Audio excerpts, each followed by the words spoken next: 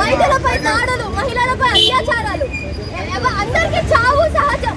కానీ ఎవరైనా ఊహించారా మీ చావు ఇంత క్రూరంగా ఉంటుందని? ఒక 30 ఏళ్ల డాక్టర్ తన చచ్చే ముందు 1 గంట ముందు కూడా ఒక గుండెపోటుతో ఉన్న పేషెంట్ ని బ్రతికించి చచ్చింది. అలాంటి పేషెంట్ చావు, అలాంటి డాక్టర్ చావు ఎలా ఉండిందో తెలుసా? తన కళ్ళలో గాజు సీసాలు కనపడ్డాయి, తన ఒళ్ళు మొత్తం రక్తంతో ఉండింది, తన కాళ్ళని చీల్చేశారు. ఇంతకంటే దారుణంగా తను పెయిన్ అనుభవించి చనిపోయింది. ఇలాంటి స్టేజ్ లో ఒక డాక్టర్ మాత్రమే ప్రొటెస్ట్ చేస్తున్నారు. ఈ రోజు మన దేశాద్యంతం డాక్టర్ తప్ప వేరెవరు ప్రొటెస్ట్ చేయట్లేదు అండ్ సపోర్ట్ చేయట్లేదు. అందరూ అనుకుంటారు చాలా మంది డాక్టర్స్ విదేశాలకు వెళ్ళిపోతున్నారని. ఎందుకు వెళ్ళిపోతున్నారు? అమెరికా అవ్వచ్చు, యూరోప్ అవ్వచ్చు, మన భారతీయ డాక్టర్స్ కి ఎంత గౌరవం ఉంటుందో తెలుసా?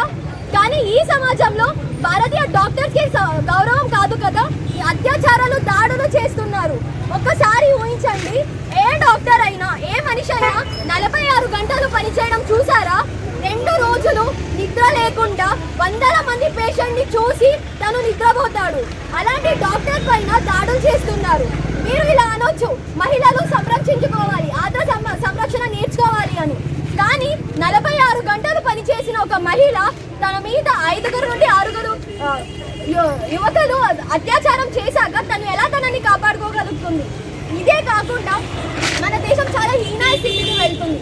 ఒక్కటి గుర్తుపెట్టుకోండి, ఇలానే మన భారతదేశంలో చరిత్ర అంతరించిపోయేది ప్రాణులు, పక్షులు కాదు, డాక్టర్స్. అందరూ విదేశాలకు వెళ్ళిపోతారు కానీ మన దేశానికి సేవ చేయడానికి ఎవరు ఉండరు. ఒకటి గుర్తుపెట్టుకోండి, డాక్టర్స్ లేని సమాజం శ్మశానంతో సమానం.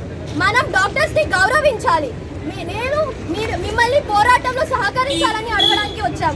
కానీ మీరు సహకరించకపోయినా దయచేసి మీ పిల్లలకి, మీ అబ్బాయిలకి, తమ్ముళ్ళకి, అన్నలకి, మీ మనవళ్ళకి చెప్పండి ఒక డాక్టర్ని ఎలా గౌరవించాలో, ఒక అమ్మాయితో ఎలా ప్రవర్తించాలో నేర్పించండి.